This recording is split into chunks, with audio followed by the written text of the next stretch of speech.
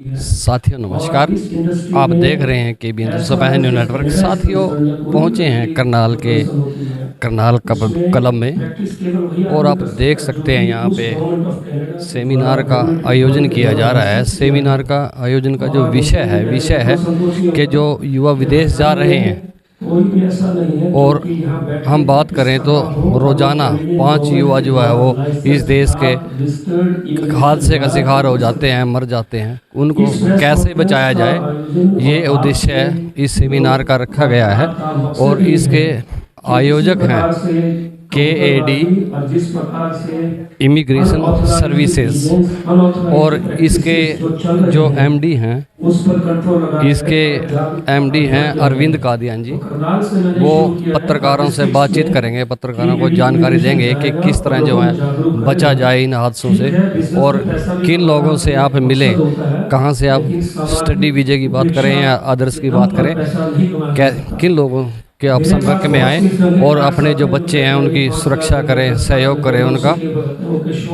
इस विषय को लेकर यहाँ पे प्रेस वार्ता रखी गई है। आइए सुनते हैं। मैं यही कहना चाहूँगा कि किसी भी सर्विस को देने के लिए एक प्रकार की मान्यता होनी चाहिए, लाइसेंस होता है।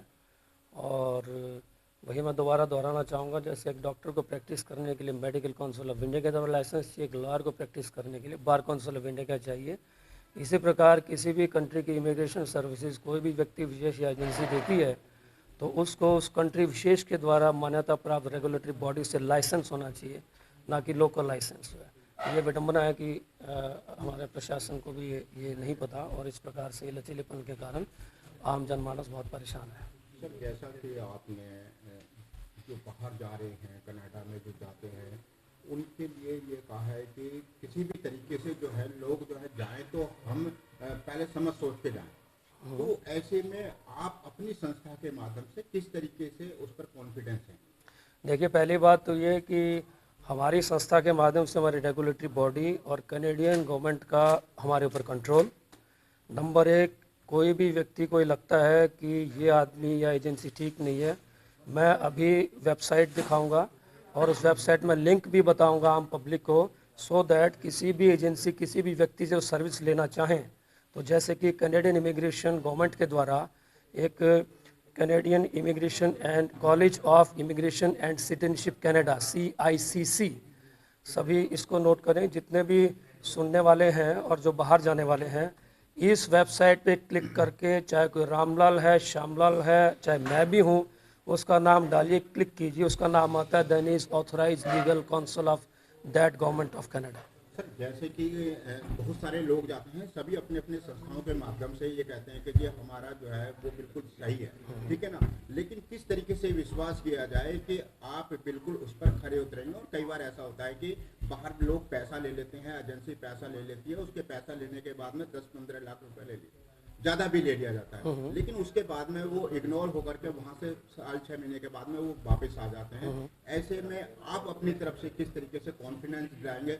बाहर के विदेश में और यहाँ के उसमें दोनों में जमीन आसमान का अंतर होता है। देखिए, मैं ऐसा करता हूँ, जैसे फॉर एग्जांपल स्टूडेंट्स जाते हैं स्टडी वीज़ा के लिए, स्टडी के लिए किसी की सर्विस लेने की ज़रूरत नहीं। एवरीबॉडी इज़ इंटेलिजेंट, हर एक आदमी एजुकेटेड है, वो जानता है कि किस प्रकार से कॉलेज से जाकर लेटर्स ऑफ अटेंडेंस लेना है, हर चीज़ गूगल पे दे रखी है। आइडिया ये नहीं होता कि फॉर एग्जांपल के स्टूडेंट को सिर्फ बाहर भेजना, नो, आइडिया इज़ उसकी परफेक्ट सेटलमेंट। हमारा एज एन इमिग्रेशन लॉयर क्या होता है, जो आपने कहा कि विश्वास कैसे करें, मेरा नाम आप चेक कर सकते हैं गवर्नमेंट ऑफ कनाडा की वेबसाइट पर, रेगुलेटरी बॉडी से माई कंपनी इज रजिस्टर्ड। और जितने भी हैं, मैं ये नहीं कहूँगा हर एक का काम करने का तरीका है, आम पब्लिक से मेरा यही अनुरोध है कि जहाँ भी जाएँ उसका नाम देखें, क्लिक मारें, मैं बताऊँगा ये college of immigration citizenship Canada, उसी के द्वारा ही जो आदमी रजिस्टर्ड होगा, 3 साल का कोर्स होता है with internship, only he can और she can give immigration advice, और दूसरा को एडवाइस दे भी नहीं सकता है। ये बाकी जो आप करते हैं, कैसे करते हैं, ये ठीक है, अपना अपना तरीका है इनका। ये वही बात है कि आप किसी आपने पेटिशन फाइल करनी है और आप लॉयर के पास न जाके, लॉयर तो मांगेगा 20,000 रुपये क्योंकि इस कॉम्पिटेंट एनफ, और लेकिन वो क्या है, बाहर मुंशी बैठा, उससे कहेंगे यार मैं तो 2,000 में तेरी पेटिशन बनाता हूँ, दैट्स इट, जाके अपना जज के पेश हो जाओ। दूसरी चीज़ ये है कि इन चीज़ों की गारंटी नहीं हुआ करती। जो मैं आप कह रहे हैं कि मैं क्या करता हूँ, मैं कभी किसी स्टूडेंट को, किसी को ही नहीं कहता कि मैं वीज़ा लगवाऊंगा। My job is to prepare the file, my job is to prepare the petition. फैसला किसने देना है? फैसला देना थर्ड पार्टी ने, वीज़ा ऑफिसर ने। जैसे एक लॉयर फाइल बनाता है, फैसला जज देगा, और वो मूर्ख और झूठा लॉयर होता है जो कि फैसला मैं तुम्हारे हक में करा दूंगा, क्योंकि जज उसका कोई रिश्तेदार नहीं है। The same practice is going on for the last 15 to 20 years, और लोग इस चीज़ को नहीं समझते, और लोगों की भी गलती है। मैं कहता हूँ कि कई लोग जाके अपना पासपोर्ट सीधा पकड़ा देते हैं। कोई ज़रूरत नहीं है पासपोर्ट पकड़ाने की, कोई आवश्यकता नहीं होती, सारा ऑनलाइन सिस्टम होता है। मेरा काम करने का तरीका क्या है कि पासपोर्ट सीधा जब वीज़ा लगता है उसी स्टूडेंट के एड्रेस पे ही पासपोर्ट कलेक्शन होता है, क्योंकि स्टूडेंट और जो भी, चाहे विजिटर वीज़ा हो चाहे वर्क वीज़ा हो, उनको विश्वास कैसे जमेगा। मैं हमेशा स्टूडेंट की ईमेल देता हूँ, हमेशा स्टूडेंट का कॉन्टैक्ट नंबर देता हूँ, सो दैट जो हमारा क्लाइंट है उसको ही मालूम होना चाहिए, he should also know what's going on. आप समझ गए बात। लेकिन प्रैक्टिस ये वही बात है कि जैसे रामलाल कैंडिडेट आया, रामलाल की फाइल बना के रामलाल का नाम क्रिएट किया और फाइल लगा के वीज़ा लगा दिया। आप समझिए। और वो क्या करते हैं, जैसे आप पब्लिक भी दोषी है इस मामले में कि ठीक है हमें वीज़ा चाहिए, हमें क्या मतलब। तो वही बात है, रिवाल्वर 6 गोली 2 तो निशाने पे लगेंगी। क्या पैसा वीज़ा आने के बाद, माफ़ कीजिएगा, कोई ऐसा डॉक्टर के पास जाना चाहेगा जो डॉक्टर के ओके पेशेंट आइए ऑपरेशन टेबल पे आपकी चीर फाड़ करते हैं, ऑपरेशन कामयाब होगा तो पैसा दीजिएगा, और कामयाब नहीं हुआ तो मुर्दा वापस ले जाइएगा। मेरा ख्याल कोई नहीं जाएगा। यही एक, और यही मैं जागरूकता अभियान चलाना चाहता हूँ। When you go to consultant, you go to a doctor, you go to a lawyer, be ready to pay something. ठीक है, इस दुनिया में ये है कि फ्री नहीं होता कुछ, और इस प्रकार से होता है कि जो 15 लाख 20 लाख की बात कर रहे हैं, हो सकता है मेरी आवाज़ से कईयों का कष्ट भी होगा, लेकिन मैं उन पर कोई कमेंट नहीं करना चाहता। जो मैं हूँ मैं अपना है बता। आपके कंपनी का नाम क्या है और कुछ जाना चाहिए, कहाँ मिलना चाहिए, मिलेंगे वो? कभी जी जो है कनाडा स्टूडेंट जाते हैं, बहुत सारे स्टूडेंट जाते हैं, उसमें आम पब्लिक भी जाती है या स्टूडेंट को ही भेजते हैं, और वहाँ पर जो जॉब, मेरी पहले जी जॉब जिस तरीके से आप वहाँ पर किस तरीके की जॉब के लिए आश्वासन देते हैं, और किस तरीके से पूरा जो स्टूडेंट है वो आप पर किस तरीके से कॉन्फिडेंस? देखिए, मैं बताता हूँ कि एक हेड ऑफिस मेरा वहाँ है, मैं सिर्फ स्टूडेंट का परमिट एप्लीकेशन लगवाता। स्टूडेंट ऐसे जाता है, स्टूडेंट का स्टडी परमिट लगेगा, स्टडी परमिट के बाद क्या होता है वर्क परमिट, वर्क परमिट के बाद क्या होता है वर्क एक्सपीरियंस। वर्क एक्सपीरियंस 1 साल का कम से कम चाहिए परमानेंट रेजिडेंसी कनाडा में लेने के लिए। और पीआर के बाद क्या होता है सिटीजनशिप। मैं सारे के सारे काम खुद करता हूं और सारा सिस्टम ऑनलाइन है। यहाँ आने से जो आप कह रहे हो क्या फ़ायदा होगा, आप कह रहे हैं क्या स्पेशलिटी है, मुझे पता है कि एक स्टूडेंट जाएगा वो मेरे को 10 एप्लीकेशंस देगा। सारा मेरा सिस्टम ऑनलाइन है, स्टूडेंट जाता है वहाँ पे स्टडी करेगा, तो पहले से ही मैं एक रोड मैप तैयार करता हूँ उसका कि क्या इसको 1 साल की स्टडी की ज़रूरत है, क्या 2 साल की, क्या 3 साल की, क्योंकि सभी जानते हैं पॉइंट बेस्ड सिस्टम होता है, पीआर का इतने पॉइंट्स आएंगे तो पीआर मिलेगी। So on the basis of student profile पहले से ये कर लेना कि इसको कौन सी डिग्री कराया जाए, प्रोजेक्शन पहले से इसका ये रोड मैप होगा। मैं उसको परफेक्ट रोड मैप बना के देता हूँ कि after 3 years, after 2 years, after 4 years you will be permanently settled in Canada. और मेरे पास इस ढंग के कॉलेजेस, कई पायलट इमिग्रेशन प्रोग्राम्स हैं कि जिनमें कि यदि बच्चा 1 साल की स्टडी करता है, no need of work experience, after having completion of 1 year study, that student is directly eligible, वो पूरा एलिजिबल है सीधी अपनी पीआर की फाइल लगाने के लिए। पीआर की फाइल हम लगवाते हैं। तो सर आज तक आपने कितने बच्चों को बाहर भेजा है? देखिए, मेरा ऑफिस वहाँ कनाडा में था, वहाँ मैं डील करता था, मैं 200-250 स्टूडेंट्स को वहाँ भेज चुका हूँ। मेरा यहाँ ऑफिस खोलने का मकसद ये था कि मैं हरियाणा का रहने वाला, और यहाँ से कई स्टूडेंट्स आते थे और यहाँ से जो चेंज करवाते थे कि भी इस कॉलेज में जाना, वो मेरे पास आते थे कि सर कॉलेज चेंज कराओ। फॉर एग्जांपल, लेटेस्ट एग्जांपल मैं बताना चाहूँगा। मेरे पास कनाडा से एक स्टूडेंट का फ़ोन आया 4 दिन पहले।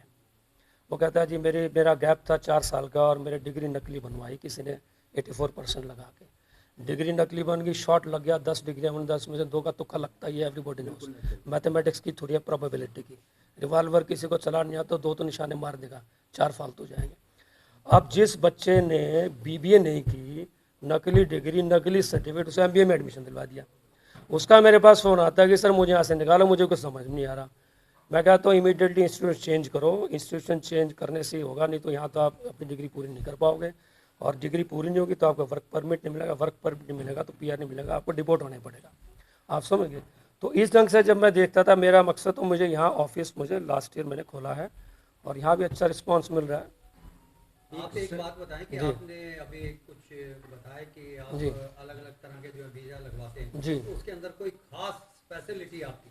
देखिए, पहली स्पेशलिटी है स्टडी परमिट। मैं दावे के साथ कह सकता हूँ मैं ऐसा कोर्स सेलेक्ट कराऊंगा और ये मैं नहीं कराऊंगा, मैं शेयर भी करूंगा स्टूडेंट के साथ, मैं भी स्क्रीन पे शेयर करूंगा वो सारा जो है वेबसाइट ऑनलाइन कि यदि 1 साल का कोर्स करते हो शी डायरेक्ट एलिजिबल है PR के लिए। ज़रूरत क्या है 3-3 साल के कोर्स कराने की। कई प्रकार के स्टूडेंट्स होते हैं। एक स्टूडेंट्स ये होता है जो ठीक है पढ़ने जाए, उसको कराओ 4 साल का। एक स्टूडेंट मान लीजिए गाँव का है और नहीं पढ़ सकता, तो उसको ऐसी जगह भेजो उसको 1 साल का उसका कोर्स कराएं।